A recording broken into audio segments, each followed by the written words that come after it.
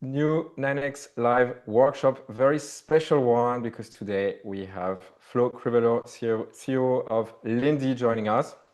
We're going to talk about one of my favorite topics and one of my favorite platforms. We're going to talk about AI agents, and we're going to take a closer look at what you can do with Lindy. So I'm very, very excited. Those of you who have been following us closely know that I love building on top of this platform. And D'appeler le différentiel et pointer très très vite. I need everyone to be muted on the other end, if you don't mind. So without further ado, because we have 1 hour with Flo, and I want most of the time to be dedicated to him and how he's building AI agents at Lindy, some use cases they have internally. I also have some questions on how the platform works.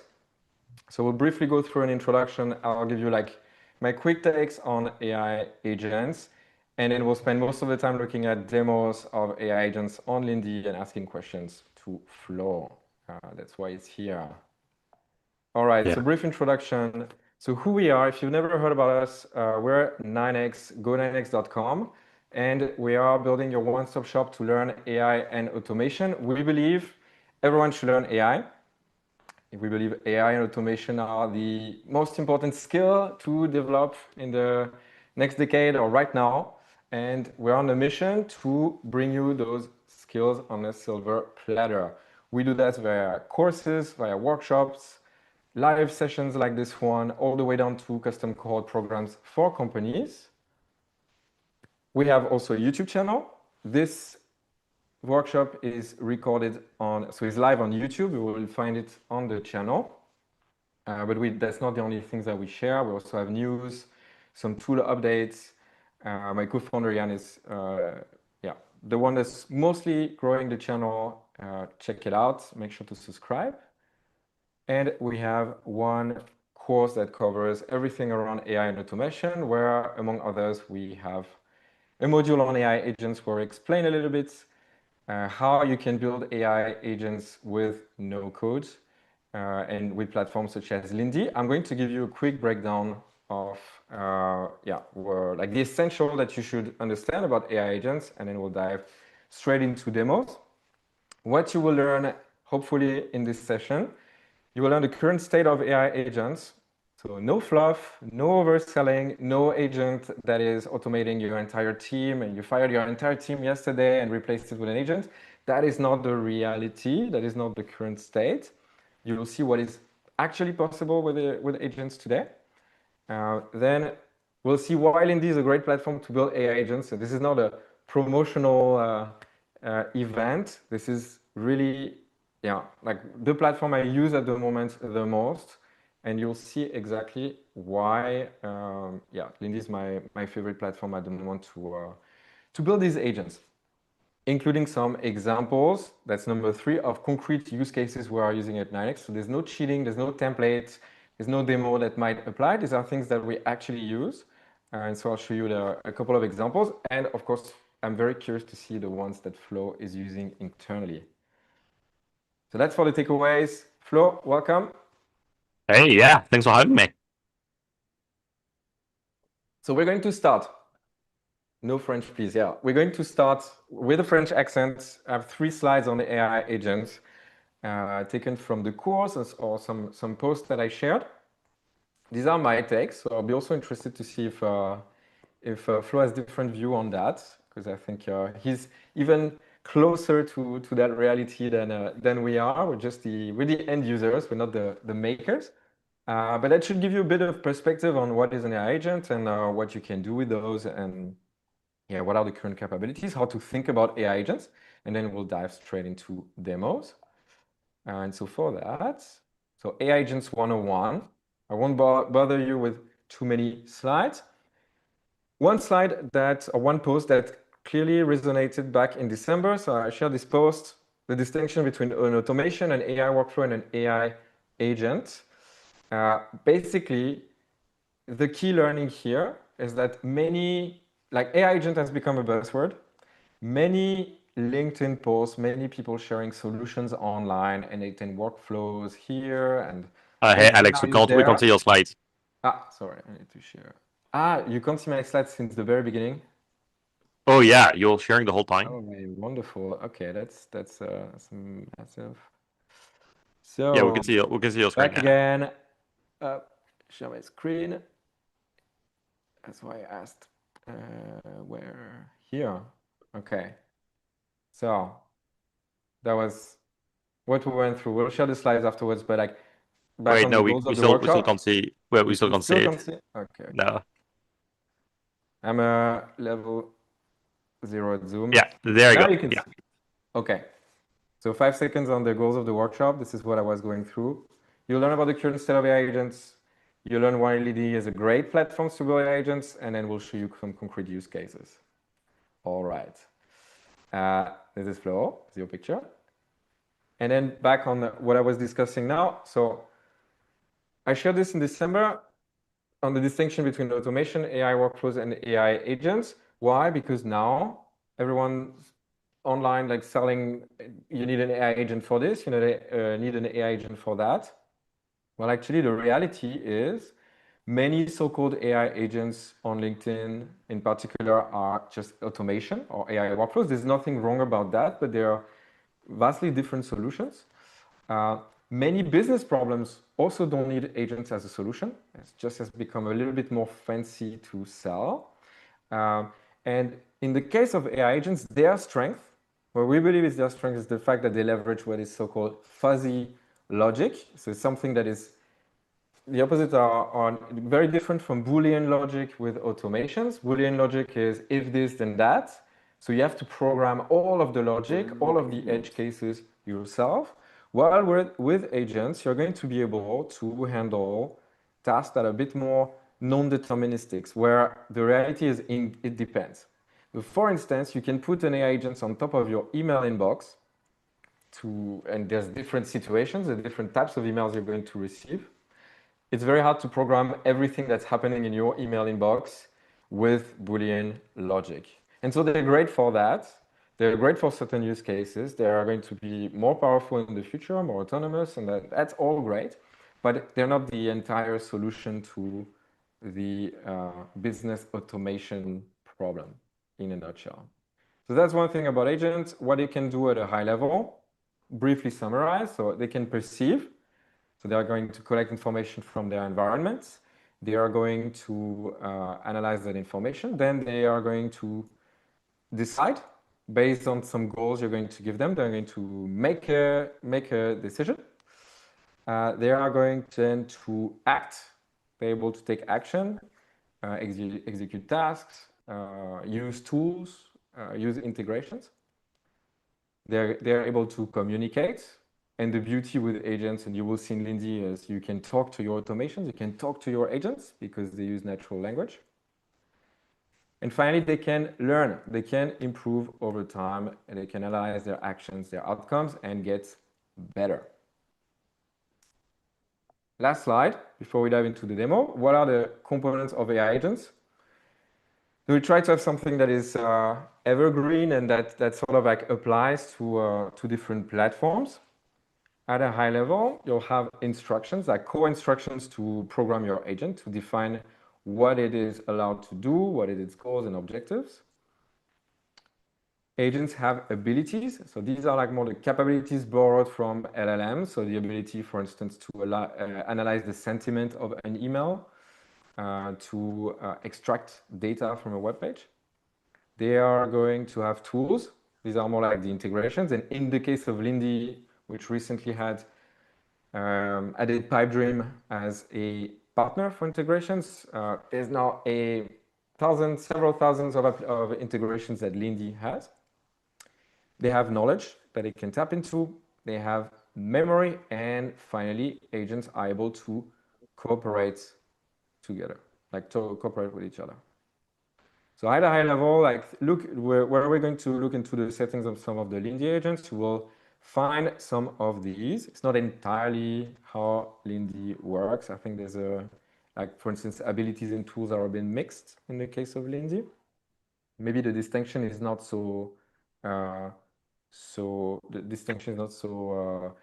needed nowadays, but at a high level, just remember, like when you're going to build agents, you're going to have these different parameters. All right. Enough said. Let's look at some demos. Do you want to start, Flo? Sure. Yeah. Stop sharing my screen. So be careful. So screen sharing is it's a difficult. It's a skill. Yeah. You need to enable it for guests. Yeah. Yep. So make co-host. Here we go. All right. Cool. I'll share my What do you screen. got? Can everyone see my screen? Yeah. All right. So yeah, I mean, like I think your explanation of AI agents is spot on. It's like just AI that does stuff. Like you can think of it as like ChatGPT, except it actually does stuff. This is my Lindy instance. So for those of you who haven't used Lindy yet, we are a no-code platform that lets you build AI agents. Under the hood, the way it works is you have this drag and drop canvas where you can lay out steps to create your own AI agents. This is one of my most complex AI agents. It is not representative of like the typical complexity of an AI agent. It's just one of my AI agents. The things people are using Lindy for, and the things I use Lindy for day to day today, like I use Lindy. I mean, you can see here in my settings. If I go to my billing, you can see my usage. My previous billing period, I think I'm consuming like 100,000 plus credits a day or something at this point. It's like I use Lindy all day, basically. So the main use cases that most people, including me, have with Lindy is personal assistance. Like businesses use it for like customer support automation, for like sales automation, for all sorts of things. But like the most universal use case is personal assistance. And personal assistance is mostly related to meetings and emails. Again, that's like the most universal use case because those are the two things that people have. Like everyone's got a bunch of meetings, everyone's got a bunch of emails. No one likes it. Like it's just overwhelming and chaotic for most people. And so most people can use an AI agent to help them put order in their meetings and in their emails. So I'll give the examples of meetings. So I use Lindy for scheduling my meetings. You can see my meeting scheduler here. I use Lindy to prepare me for my meetings. So every morning sends me what I call a daily digest with the meetings I have for this day. I use Lindy to record my meetings and take notes for these meetings. So this is my meeting recorder here. And then I use Lindy for email processing. So for example, here I have this one that's a time-sensitive email, sends me an SMS. And I actually just received one literally right before this call because Alex sent me an email right before this call where he was like, hey, Flo, looking forward to the workshop. Oh, let me dismiss the debugger here. Hey, looking forward to the workshop. Here's the Luma link. And so Lindy sent me a text message with this. So I'll actually start with this one because it's a very simple one. I wanna keep it simple at first. It's a really simple agent. It's like, hey, okay, when you receive an email, you look at my calendar. And the reason why I wanted to look at my calendar is like in order to determine if an email is time sensitive, it must also know the meetings I have on this day. So email received, look at my calendar, and then I have a condition, and it's just a natural language condition. I don't have to write code or anything. It's like, hey, if this is a time-sensitive email from someone either asking to reschedule a meeting I have today with them, or for details about it, hey, is this an in-person or a Zoom meeting? Then send me an SMS message. Yeah. And so, go ahead, Alex. Yeah, so that's prime example, and these conditions that you express in Lindy are fuzzy conditions.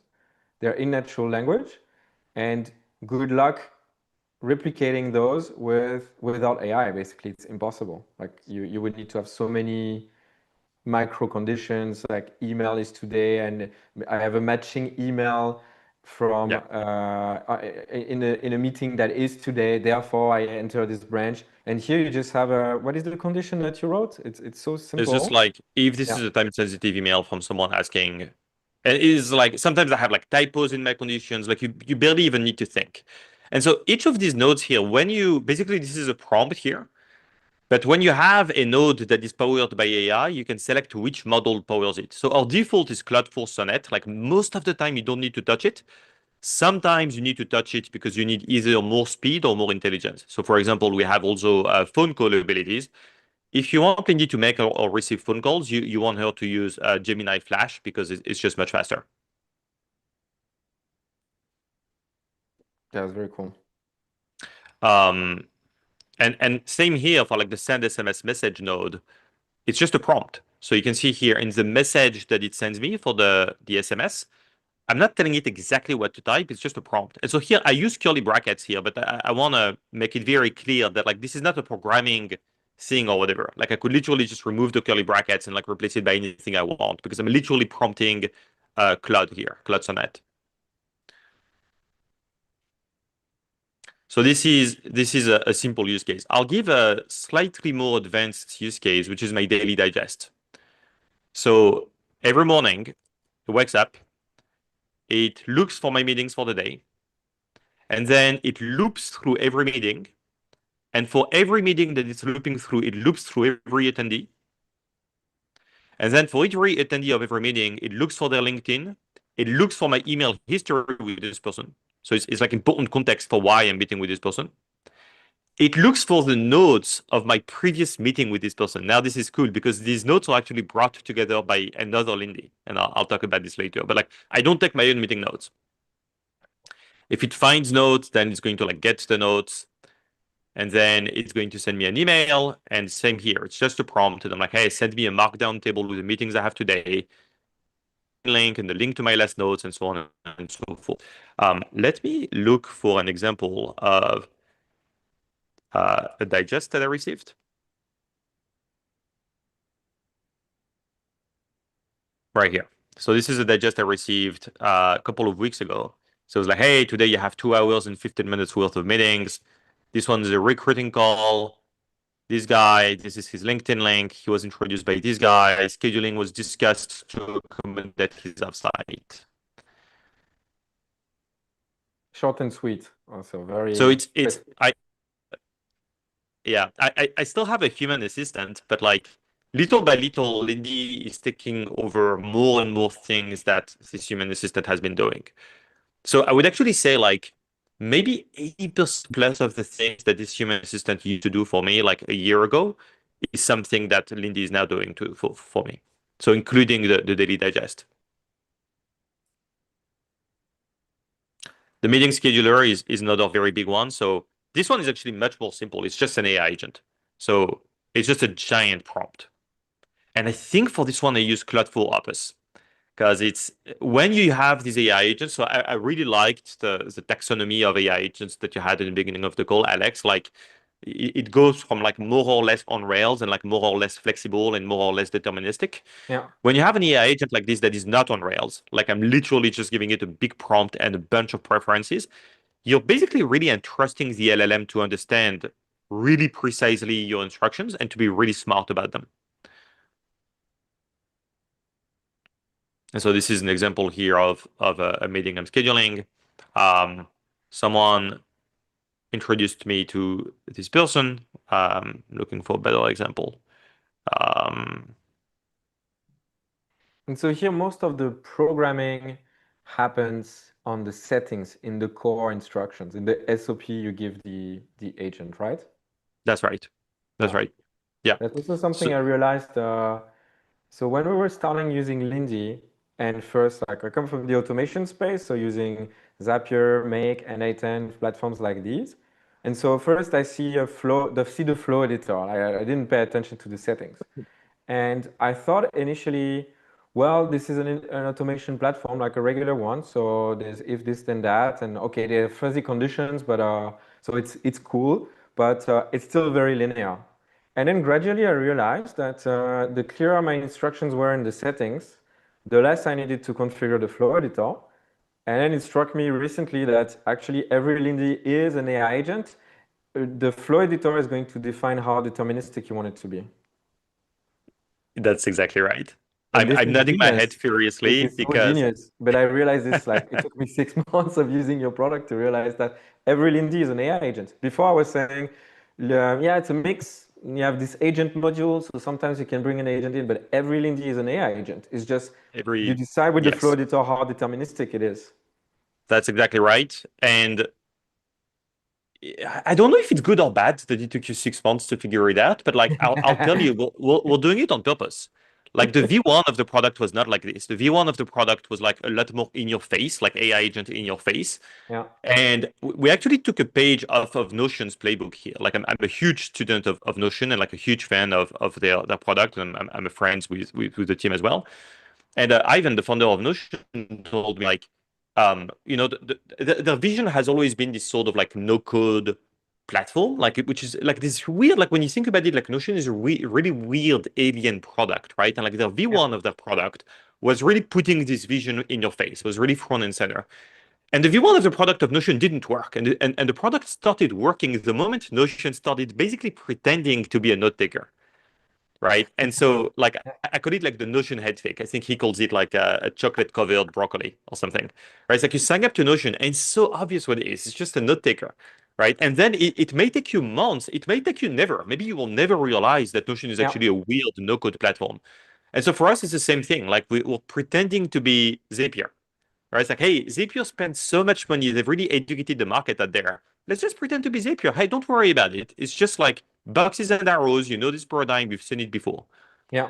No? And then eventually it clicks. It's like, oh my God, wait, actually it's an agent. Yes.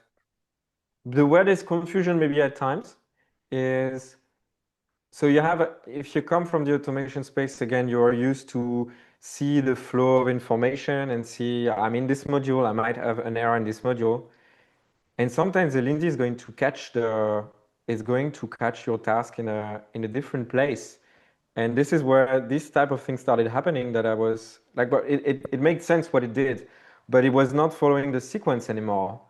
And then it struck me that, well, that's because it's an LLM, and LLM is, there's the flow, but the LLM can also figure out, well, I will find a better solution, or we are in a different situation and we'll try to fix the problem. 100%. I'll give you an example of a time. So yes, because every Lindy is an AI agent, and because every Lindy is not actually a workflow like a Zap, they do surprise you. Like they end up having these behaviors that you never built into the Lindy, which I think is awesome. Like that's my favorite thing about them. I'll give you a very concrete example that happened to me just yesterday. I have this summarizer that's called like the competitive summarizer, and right here. So you can see the flow editor here. I send it a message or an email. She has her own email address, and then I have a condition here, and I'm like, hey, if I sent you a YouTube video, then you go down this branch, you transcribe the video, and then you send me the summary over by email. Okay. So I emailed her yesterday or Saturday, and I was like, hey, this is like a Demis Hassabis interview on YouTube. And she tries to transcribe the video, and there's an error. And you'll see here, I have no error handler. At no point do I have like if there was an error, do X. I literally just be like, hey, after you transcribe the video, you send me an email back. That's all I tell it, you know? And here's the email it sends is like, hey, I attempted to retrieve the captions for the YouTube video, but unfortunately the captions are not available. And again, I get that behavior for free. And I can't tell you how often, like on a daily basis, I have agents do stuff for me that I never thought that they would be able to do. We had a very similar case with a meeting transcriber, so we're like meeting processor, where we basically get the meeting notes in a shared Slack channel. We're a small company, so we have one Slack channel where we push all the meeting notes. And so we're able to see the past meeting notes if I don't attend the meeting, and we're able to ask questions. And we were interacting with one of the meeting notes, and we're like, oh, that's great. There's this new feature from this platform. We should make some content about it.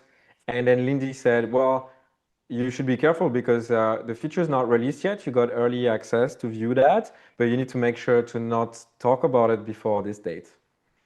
I was like, yes, this is great. Thank you. It worked just like that. Nothing programmed. Yeah. Yes. I'll show you a really quick example of something that happened a while back. So this is my meeting scheduler, Lindy.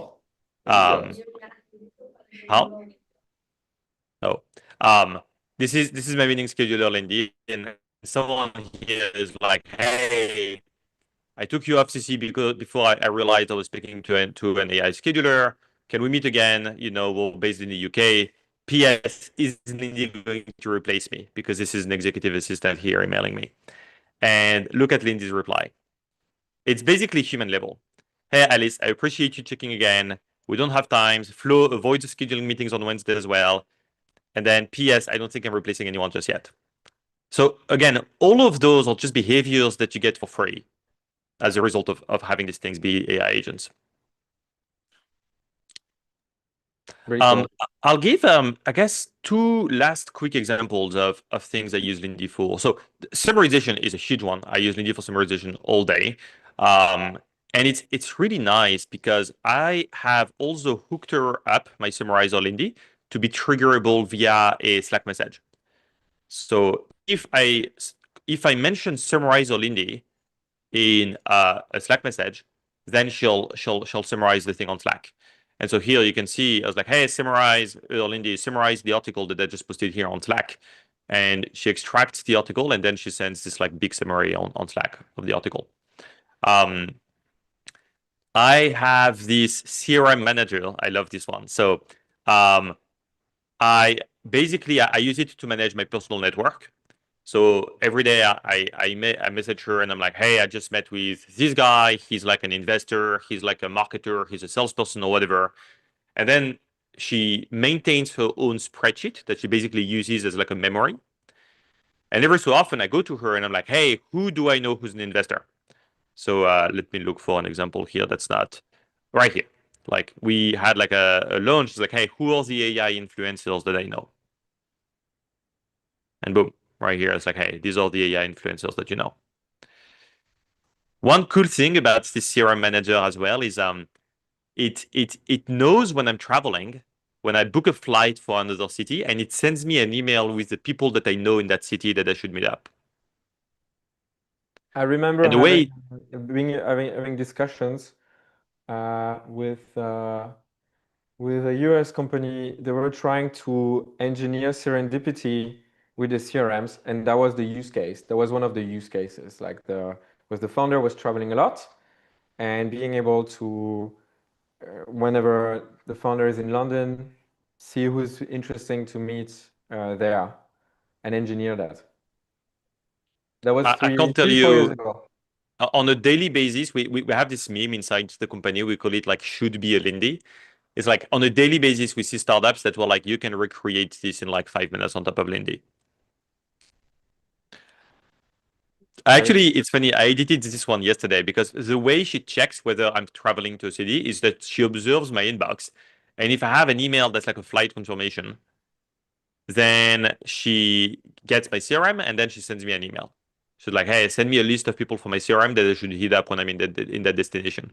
And just yesterday I edited it because I'm just coming back from a trip in Tokyo. And I just got destroyed by mosquitoes there. And I'm like, man, that sucks. I wish I'd known that there would be mosquitoes in Japan. I would have like bought some anti-mosquito spray or something. And so now I've instructed this Lindy like, oh, by the way, which is not even like a CRM manager function. I'm just like, hey, by the way, since you're already observing my flight confirmations, please let me know if there are mosquitoes in the cities in this time of the year. This is really cool. Yeah, you really went deep the personal assistant route. All right, one last example, and then I'll stop because otherwise I'll never stop. Recruiting.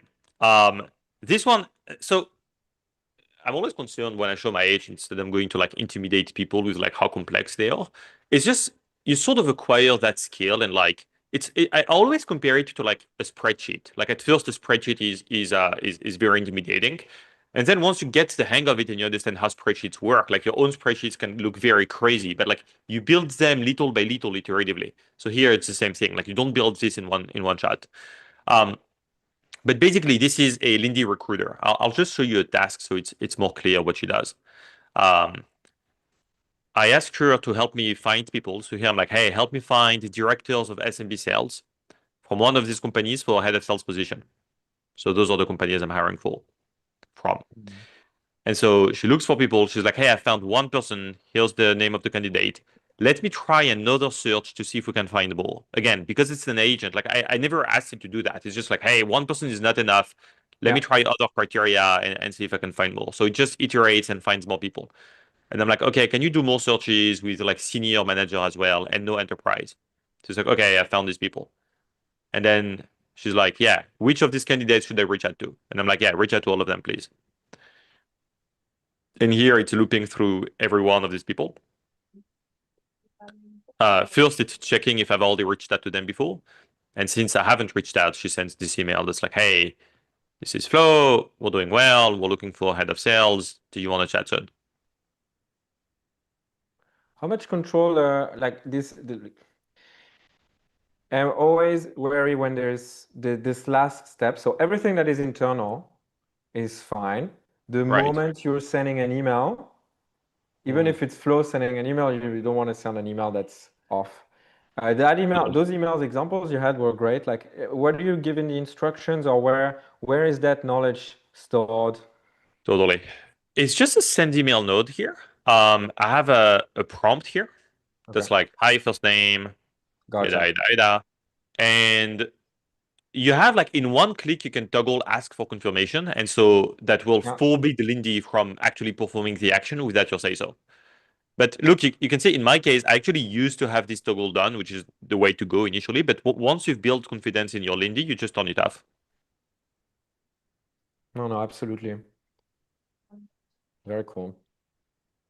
Straight to the point, just like we got a lot of questions here. If you have time, how these flows check or handle possible errors coming from LLM imprecision or hallucinations?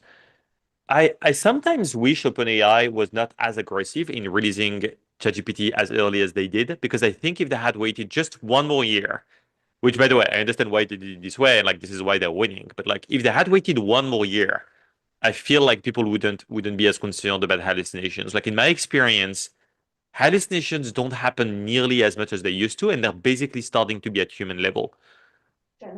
Like now, LLMs increasingly just know when they don't know. They don't make stuff up anymore. When they do, or when you're really concerned about them making stuff up, then you just turn on like this ask for confirmation toggle that we just discussed. I agree. I think the quality is going up. And what really speaks for your platform is that the hallucination tends to be more present the bigger the prompt, the more the context, the more you pack in complexity in the instructions. If you think about what Lindy is deep down, it's breaking down the process in different steps. And so when the step is to write the email, the prompt doesn't have to be that extensive. If you had to pack the email instruction in a gigantic agent SOPs of already 5 pages, and this is how the behavior should be, and then at the last step you send the email, there's more risk of hallucination. But you, by construction, or the way Lindy works, you break that down into simple steps.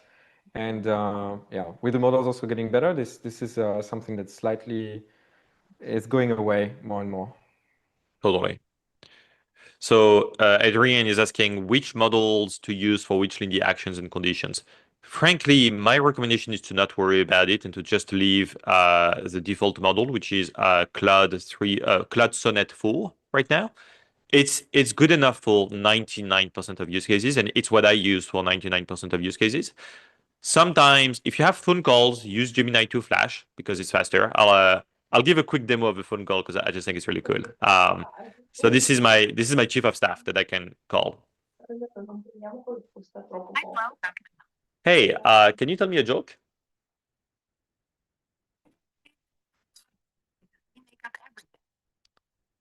So you can see here the latency was super short because I'm just using Gemini 2 Flash. If I was to use like another model here, like it'd be a lot slower. But frankly, just use Sonnet 4. Sometimes, if you really need extreme intelligence, use O3, but it's going to bankrupt you. It's going to cost you a lot of money.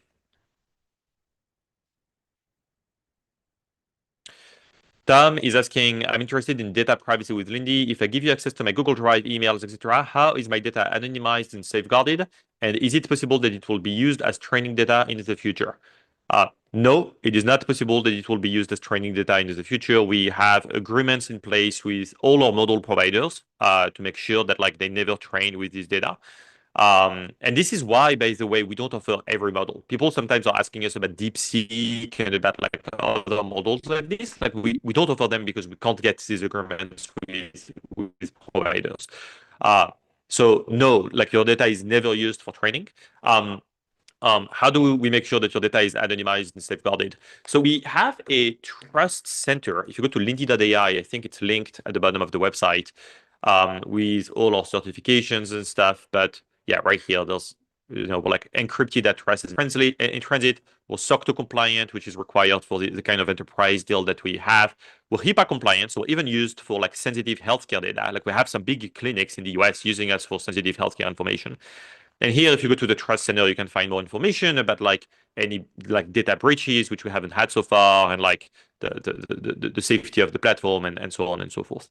So yeah.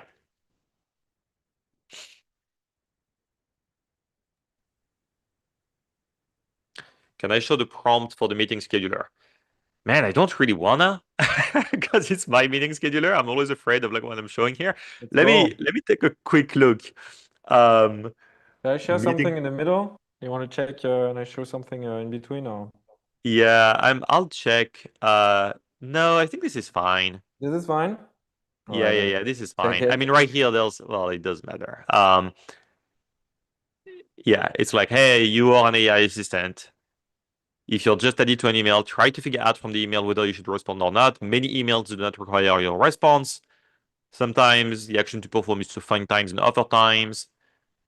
After you have sent times, wait 48 hours in order to send a reminder if they did not accept the time. Sometimes they mistakenly remove your user from the email thread, so add your user back. Yeah, basically going through all the edge cases in plain language. It's similar to training a human. It's just like you add more and more information to it. Yeah. And then if you see your agent screw up, you add more information or you upgrade to a beefier model. Yeah.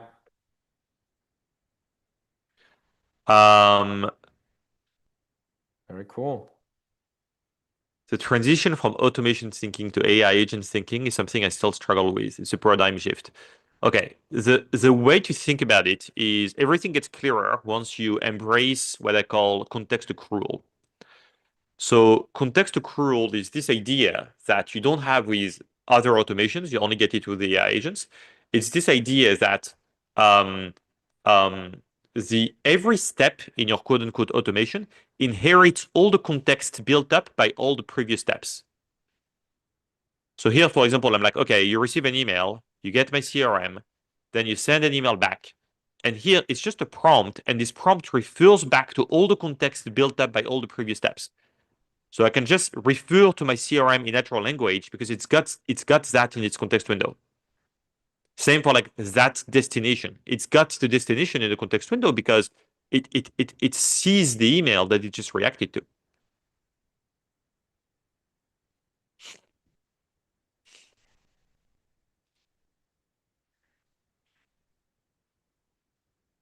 If I have development experience and I want to create custom tools, how do I do that? We have an HTTP fetch action. So you can just do here and you do, I think it's right here, HTTP request. Right here. You can just write any custom request that you want. And you recently launched, and apparently was the most requested feature, the code action. Do you have an example of what people are using in the code action? I tried to play with it, but I didn't have a use case so far. Let me think. We sometimes use it when we have an AI agent that like receives a lot of data and we need it to like parse it in a very specific way, like write like a regular expression or something. Then we use the code action. Another thing you can use it for is the downside of context accrual, which again is this concept that like the context builds up step by step by step in an agent. The downside of it is that it becomes very expensive because you're basically jamming the context window of the model with all of this context. So one thing you can do is we have an action that's called clear context. Right here, clear task context. It's sometimes useful to invoke a code action before a clear task context action to just extract something very specific from the history that you want to maintain. Gotcha. Yeah. Someone's asking, after introducing Lindy to your own assistant, what did my assistant get upgraded to? What new tasks can they take care of? My assistant these days is basically a head of HR for the company. So like he's helping. I mean, we literally just moved last week to a new office. Like he's been helping with moving to the new office and like some packing, some unpacking, taking care of like setting up the internet. There's like some AC drama right now that we're figuring out. It's taking care of like employee onboarding. It's taking care of like a lot of recruiting and like recruiting coordination. Yeah, just I mean, there's never any shortage of work to do.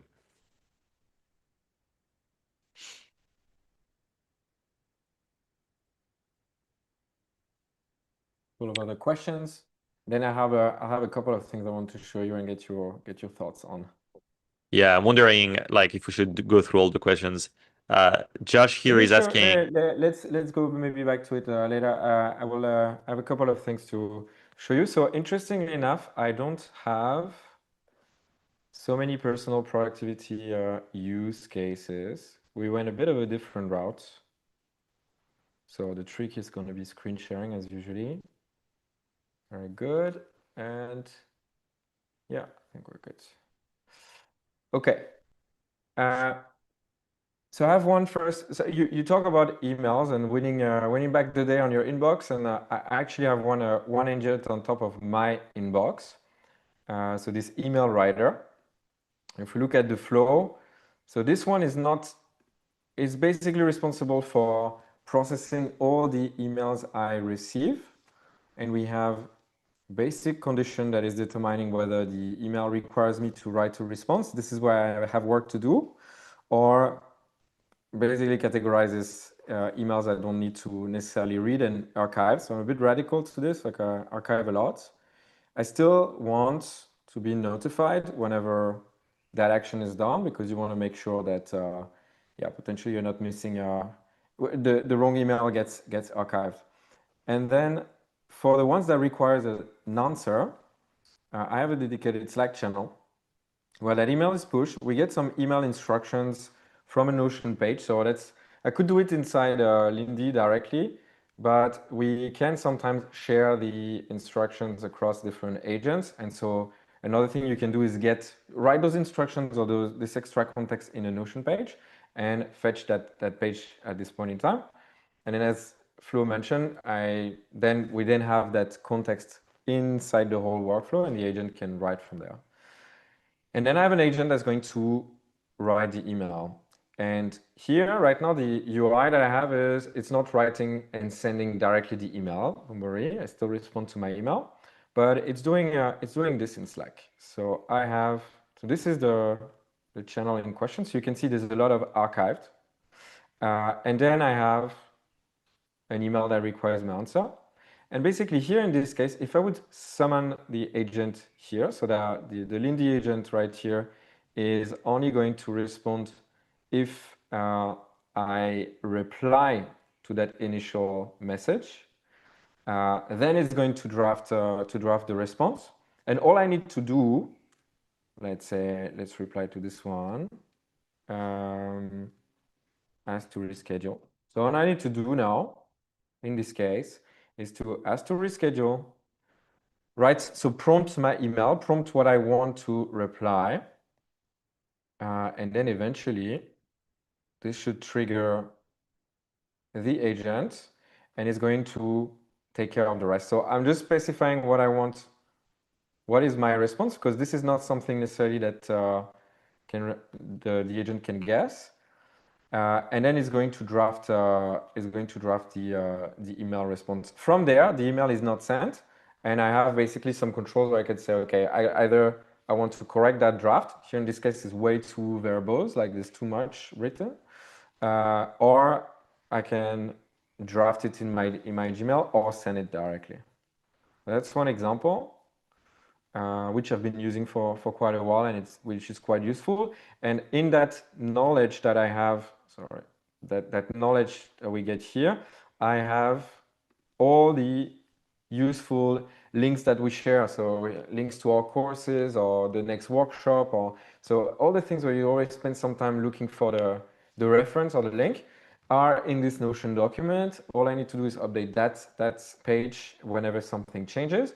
And then you can easily share your calendar link, share all these types of information, and that will make you will have then the Lindy generate the email. So that's one example. And for this one, you definitely need an agent because you have that fluid back and forth or cycle until the email is good to go, and then we're ready to send. So that's one. The second one, which we put on our YouTube channel, is an agent to respond to comments. Raum für Entspannung, Spaß. So this one, you will notice like a lot of the things we're doing actually, Flo, is I put agents on top of inboxes, and I always have a human in the loop here in this case because we're still tweaking things until the result is good. So this one is looking at any new comment on our YouTube channel. It's going to exclude ourselves because otherwise, whenever we respond, we trigger that again. We're going to get information from the YouTube video, and then we're going to post the comment. First step, we post the comment in this channel right here. Right here. Yeah, so that's an example. Okay, let's look at the last one. Tu parles très bien anglais. Okay, somebody said I spoke very well English. So I'm not sure it's the best, but okay. On that video, and the first step is to post the comment and the link to the video, so I have all the context, but it's also drafting the response. So this one I didn't post directly because it's very, it's the polite form. So, but from there, again, the actions or the different comments I have for this agent is either send directly, say if it's good to go and I say publish, it will publish directly the comment. If it still requires editing, I can suggest an alternative and then have it publish. And we even have a route that is already automated for the comments where people simply say thank you. Thank you, great video. There's not much to say there. We can already tell, basically right here, determine whether the comment is a generic praise. Yeah. If yes, auto reply in 2 sentences, short and sweet, encouraging the viewer to build with the tech, referencing the video if helpful. And like some of the comments are already automated. If you say, thank you, great video, 9x on this topic, you will get an automated reply on that aspect. And anything else is more like AI assisted. Yeah, I'm not sure if you have like a lot of, this is something that you see often, Flo, or this is more on the edge, but like this is how I really like to build the agents is to help me get on top of inboxes. And where I find Lindy very strong is it's super easy to build these channels where, you know, in the first layer, I have let's say the instance, it's a YouTube comment or it's an email and so on. And then the action happens in the thread. Super easy to build.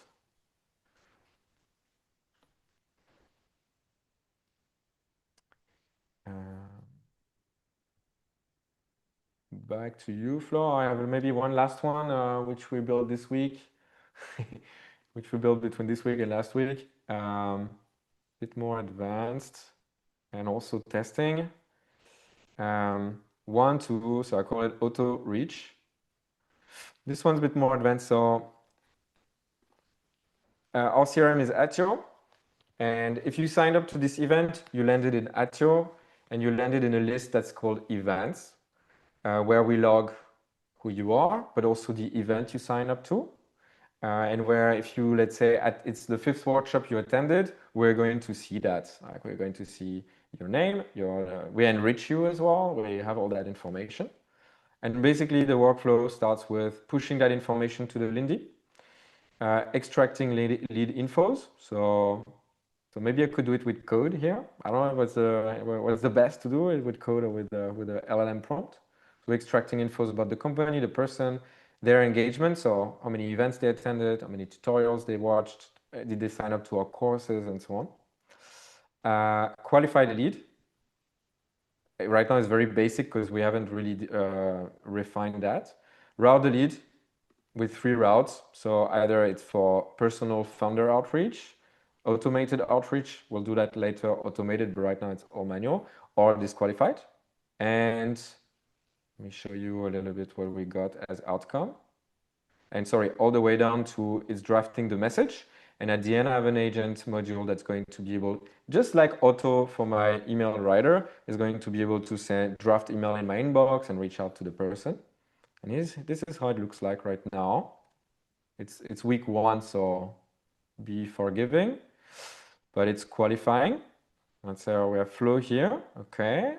We don't know the ARR, but it's maybe up and to the right, so pretty good. And then, okay, this qualify for founder outreach. Make some changes. Okay, we have this. We have some summary information, and then we have already the draft. And what is interesting here is we are using all the context. So we can see, hey, Nina, maybe she's here. You sign up for building AI agents with Lindy workshop, given your role as global learning innovation. Oh, I should definitely talk to Lina. So curious if you're exploring AI agents for L&D initiatives. We haven't helped similar consulting firms, so I will need to adjust this. But basically, we'll be soon able to just draft that email in my inbox or have it send it directly from Slack. And we can basically look at every day, look at this list of new generated content leads and see which ones we want to activate. And this one I think is going to be pretty good. So Yeah, that's the ones I wanted to share that are more like systems, especially the last one is really going to be integral for our GTM. Like we generate a lot of attention with our workshops and content and so on. And now we want to talk to you, and that's a good way. And we'll be able also to reach out on Lindy, on LinkedIn using the same Lindy agent. Yeah, that pattern of like collaborating with your Lindies on Slack is a very big one. We have we have multiple Lindies that we just collaborate with on Slack. So like we have like the summarizer Lindy I mentioned, and we have this like recruiter Lindy that I really like. So like here, this is a teammate pinging me. It's like, hey, look at this guy. His internship just ended at Perplexity. He's super smart. He's looking for his next internship. And I'm like, hey, the recruiter Lindy, do your thing. And she's like, yeah, like I'm understanding you want me to reach out to this guy. Can you please confirm which position? And I'm like, yeah, AI engineer position or software engineer. Tell him we'd be open to either. And she's like, all right, I'll reach out. Look, since this was recommended by Ali, I will make sure to mention that in my outreach. Like again, this is awesome. This is great. It's like, hey, I've reached out to his Perplexity email, and she's like, oh no, his actual email is this one. This is like, oh, I've already reached out to his Perplexity email. So yes, like this kind of use case of like agents that you collaborate with over Slack is really big for us. This one's really cool too. Like, and so the trigger for maybe for those who don't know how to configure that, the trigger, you have that add recruiter Lindy. How do you do that? Is it like particular keyword? Is it watching all the channels or is it on a particular Slack channel? Good question. I have got this recruiter Lindy here that I use for all sorts of recruiting tasks. Wait, it's not here. Where is it? Oh, right here. Basically, it's just so it observes every channel, and as long as we mention Lindy-recruiter or recruiter Lindy, it just triggers. And it's that easy then to trigger. So which means that's also one thing with again, we've used all the other automation platforms, tested and so on. The ease you have to trigger these agents in the right context makes a huge difference. Like the between having to go to a specific channel and post something, sometimes the context is in a different channel. And here in this case, it makes sense to have an agent that can be triggered based. So you need to be careful with the keywords that are triggering. So because if the trigger is revenue or customer, it's going to be triggered all day. But so you just need to have a keyword or passphrase that's specific enough. But it makes sense to have the possibility to pull this agent from any channel. Yes. See, it's Yeah. a nice one too. Like Yeah. And if I want it for, oh, by the way, so people have been asking here. This is yeah, what is this? I don't have access to this. You don't What's have going access to on? this yet, but it's an agent that creates agents, and it's not working right now. This is why it's not public yet. Okay. Why is it not working? Yeah, I know we'll add time, and I do have to jump as well. Everyone, you can reach me at flo@lindy.ai. Feel free. Any questions, any way I can help. We've got like a Slack community. We've got Marvin in the Slack community who's like super helpful. Big shout out to him. We also offer custom agent building services. Like many people, they join these calls. They're like, oh my God, this is awesome. I want agents all day. I don't want to build them myself.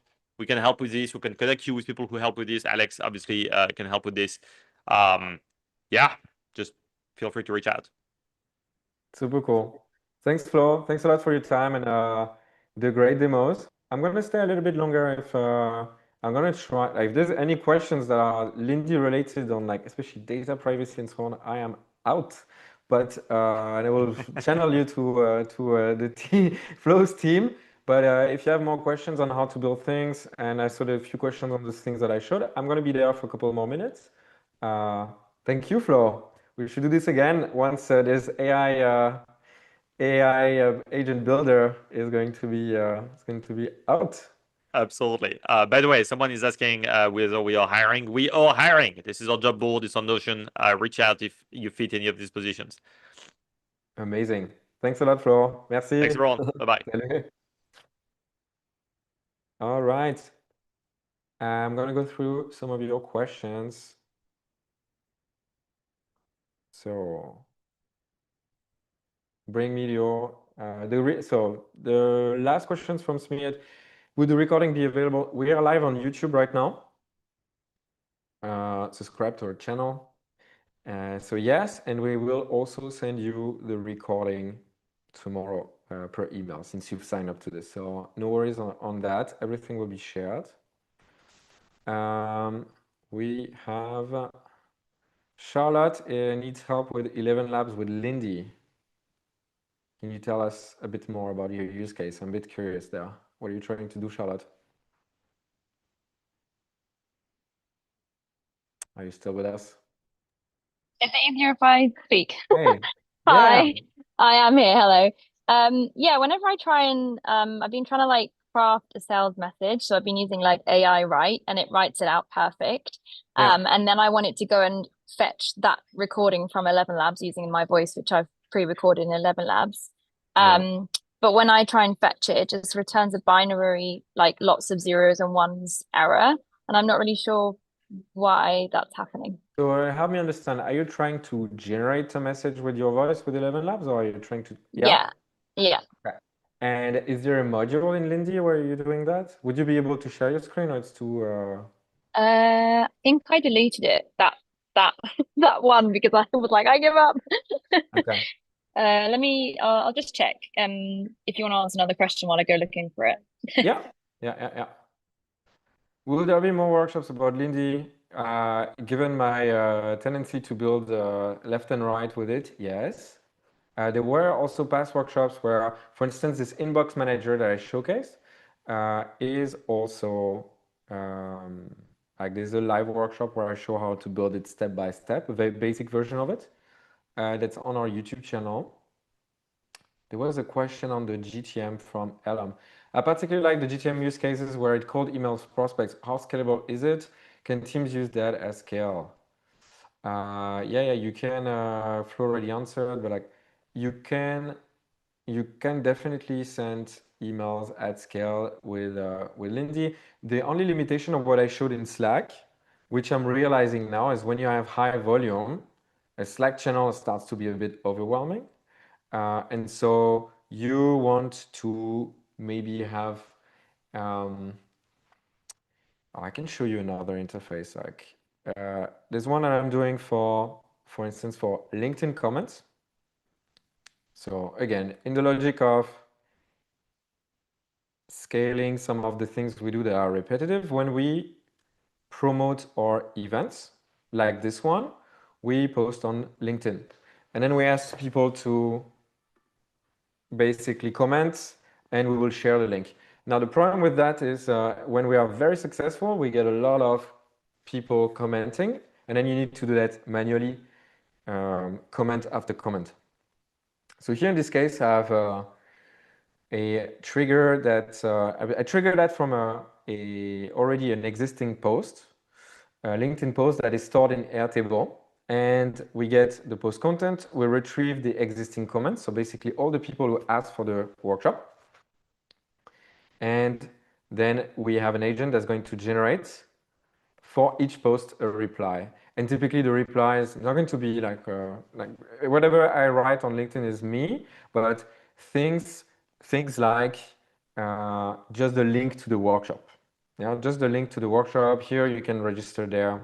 And then we're entering a loop, and we're going to create, and there's already a question on the rate limit for LinkedIn. I am not posting the comments directly.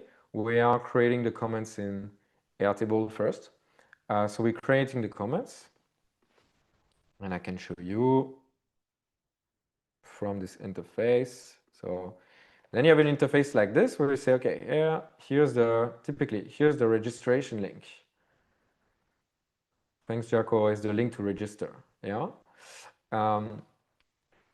So all those comments are prepared, and I can approve them so that they're ready to publish. And then we have one final workflow, which is built with another platform called Airtop.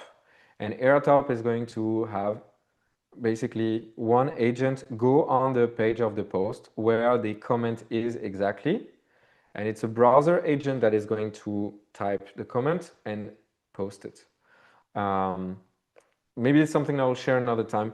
But the thing that is important here is, given the volume of comments, this in Slack breaks because sometimes there's hundreds of comments to generate. And I've found that an inbox interface in Airtable like this one is a little bit easier and makes things a little bit more, a little bit simpler to manage. You can have more interactions, you can have more buttons. So that's when you start to have high volume, and maybe like for outreach, this is the next step. If we start to have too many outreach messages generated in that Slack channel and it becomes hard to manage, we will move to something like this with maybe an interface in Airtable.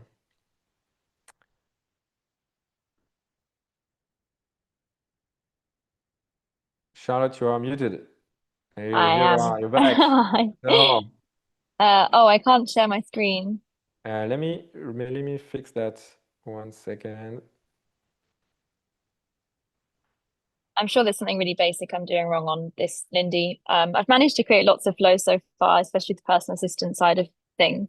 And I've been like super impressed. But this one thing I just can't seem to figure out. What do you do professionally, Charlotte? What's I was running a personal assistant agency, and now I'm running an AI-enabled personal assistant agency. Gotcha. Thanks to you guys mainly. So Very cool. yeah, really, really exciting. You should be able to share your screen now. Great. All right. Yeah. So You I receive a haven't message. filled this out because this is like my own explanation, isn't it? Yeah. This is like I've just like recreated a basic one just to show you what's happening. And then I've plugged this in, and then ideally it sends it back to me. I've also experimented with it, telling it to upload it to the drive instead, and neither of them is seeming to work. Okay. Have you? So we can. I'd be happy to take that offline. Sure. So this is in this interface, you're going to see like the run.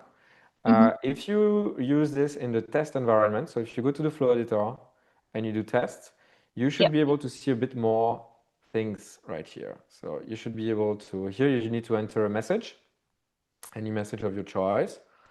And you should be able to see a little bit more what's happening there.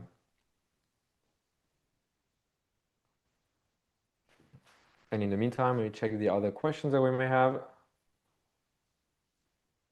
There we go. Where is everyone? In the chat. Any discount codes to get started on Lindy? There's 400 credits for free to get started. So for simple use cases, so let me see your screen. So what do we get? Okay, so here I would say I'm not sure the issue. Okay, the issue is in text to speech. Here, I would look into. It looks like so basically to send that data to 11 Labs, it's expecting it in a particular format. What you have is it's an array of different properties. You have voice ID, you have it's like a JSON file, and I'm not sure that the way you send that data is actually working. And why do you have this write section, this write action in the middle? What is it for? It's to generate the message. Yeah. Okay. Have you tried in the settings? Have you tried giving overall context with the task that it's trying to achieve, or if you go in the settings on top? Oh, yeah. No. Okay. So here, the first thing I would try, and then we'll move to another question, but like what you're missing, and this is one of the things, it's very important for the others. A lot of the technical issues you might encounter in the old automation days, you had to go in the step and you have to fix it. Now, what you can do to drastically improve your chances of this working without having to debug is to use that context window to no pun, because context window means something else, but to bring in that context what you want the Lindy to do. Explain in plain words. You're going to receive a message. Then you're going to need to generate a transcript that we're going to send to 11 Labs for voice generation. Like if you do that, you're giving basically more information to the Lindy so that I can complete the task. I can't guarantee it's going to fix your issue, but you should definitely add that, giving that context. A lot of the programming is going to be in you defining this SOP there. And that's how it can catch up mistakes, for instance. Yeah? Okay, great. I'll give that a try. Thank you. Super. So Mazen. So I'm not sure if I still see you in highlights, Charlotte. So I don't know if you're going to be highlighted for the whole video. But Andre, is the use case of having a Lindy checking for new entries on a services marketplace website and scrape it to review its quality and claim it a good one for Lindy or not possible? So for websites that are behind login and one-time password, one of the difficulties is going to be precisely that. It's going to be difficult to get through that initial step. For anything that's public, Lindy has very good scrapers.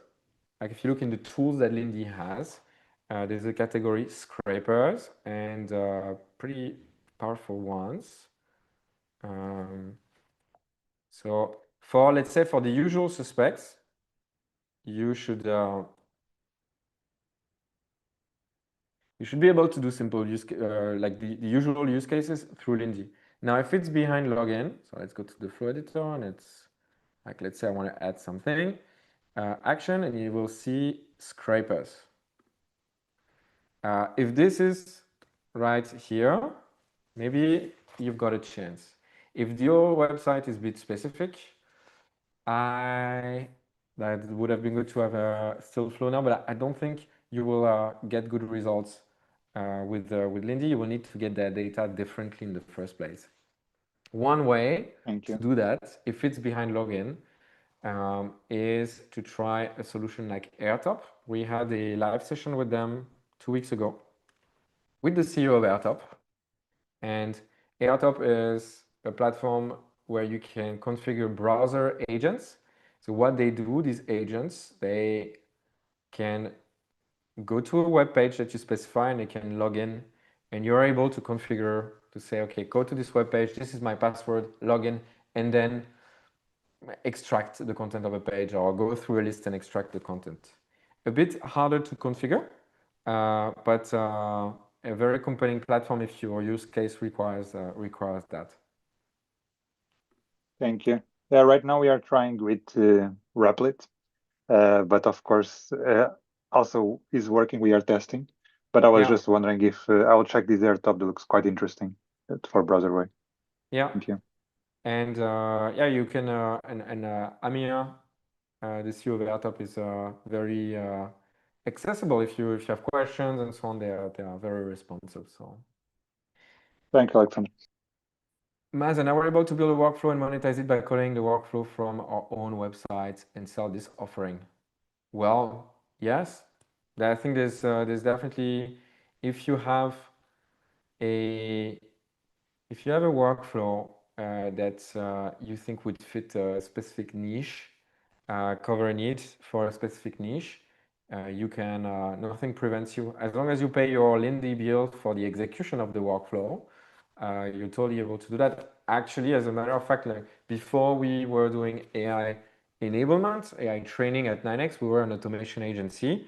None of us knows how to code. We do a little bit of JavaScript, but far from a proper developer, programmer. And that was our business. That was basically creating workflows for companies. And yeah, and the other step is if you want to productize your workflow and sell the same workflow to multiple people, you should be able to, yeah, like there are ways to do that. How to lock in one-on-one time with you for some guidance, Alex? It's a bit difficult now. Now we are pretty much on the enablement side. You can book a call to see where we can help, but we try to not sell our time anymore.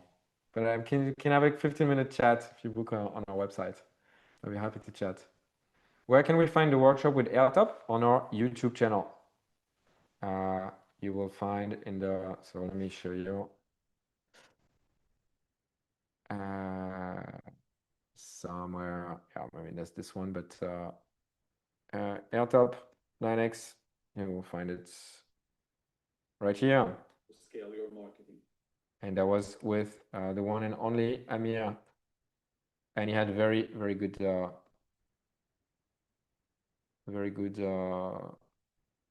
work examples for GTM as well. So okay, 26 till the end. Very good. Any last questions? Can you talk about average credit usage? Yes. So my take on this. You need to be careful with credit consumption with platforms like Lindy or any platform that is using AI. You have the first version of your workflow and then you have the final one and the one that's ready for scale. The first version of your workflow, you don't care about credits. You want the version to work. So I would tend to put the smartest model in the room on the task and see if it can do it. Exclude O3, that takes too much time, but typically, if you have good taste, Claude 4 Sonnet, always good models, like always my favorites. These tend to be very performant, good at writing, good at coding, good at pretty much everything. So you want to put the best first, Claude 4 Sonnet or Claude 4 Opus on this. Then you will start looking at the different steps in your workflow. Let me give you an example of the GTM Lindy that I built. I already did a micro optimization there. So here we go, back again. Now this one, auto reach. Okay. So if we take the task execution and we look at recent ones, then you can see, okay, so I received data, 4.2 credits to extract the lead information, 4.6 to qualify the lead. Then you can see here I have a lot less credits. What happened? If I break down this whole flow, what is mission critical? the webhook that we send, the data we send here, there's a lot of data. Like I think several pages. Well, actually, this is more structured now. So we did change things, but it used to be very like a lot of information. So that task of extraction, it is paramount. So I go from a lot of information to I want exactly the facts about this company. Yeah. So there I will keep a good model. Qualifying the lead, there I would keep a good model. Drafting the message, there I will keep a good model because that's the end product of that whole workflow. It's the good message, relevant message, very good. But these steps, and typically the internal steps like sharing the lead on log outreach, like sharing that message, and that message is already formatted. So it's a very basic task. Or afterwards, sharing the lead infos and signals. We already extracted that information and summarized it. So here it is really just about repurposing something that's already been done.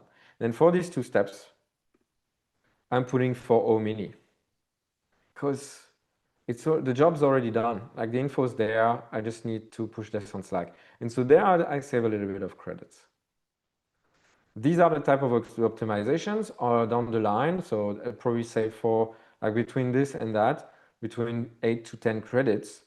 If this starts scaling and we have like 50 leads a day, it's 500 credits a day that I'm saving. This is how you should think about it. Now, if you think about the absolute cost of that, if potentially we are able to follow up with any inbound lead with a relevant message within the day they sign up, and I have to pay 100 euros a month for that, I will pay 100 euros for that. Like, this is totally worth it. Like, all of these solutions, it's really a matter of like, you need to have a business case for this. Like, it needs to make sense. If it's to generate emails that we never send, or if it's to test things, of course, it's going to get expensive. But if out of the 200 leads a week we might get in this flow, 3 of them, like even 1 of them closes, it's already worth it. Hope that makes sense. You gotta spend money a little bit to make money, and this is the type of thing where don't be cheap there. If it's for personal productivity, I can understand that. Yeah, like Flo is spending 100,000 credits on his personal productivity. That's a bit expensive. Not everyone can afford that necessarily. But if it's for a company, I would not. You should start spending and testing aggressively, and then you can optimize later. That was on credit usage. Good. All right, we are a little bit over time. This was fun. Next week, we're going to have the last workshop before we do a little break because we have an AI conference here in Berlin. Next week, I will see a Lindy competitor, which I haven't used so much, called Gumloop. And we will be joined with Aaron Cohenblit, who's the head of community and education there. And Gumloop is going to be interesting because they have their new MCP feature. I haven't played so much with Gumloop, more for lack of time. And yeah, we test all the platforms. We don't have necessarily the time to test everything. So I'll be as curious as you. We're just basically discovering what the Gumloop MCP is. And yeah, Aaron is one of the great educators in the space. He's been teaching Airtable, he's been teaching Webflow, now he's with Gumloop. So it's also a session you don't want to miss. And I'm very much looking forward to this one. So I hope to see you there. Bye-bye.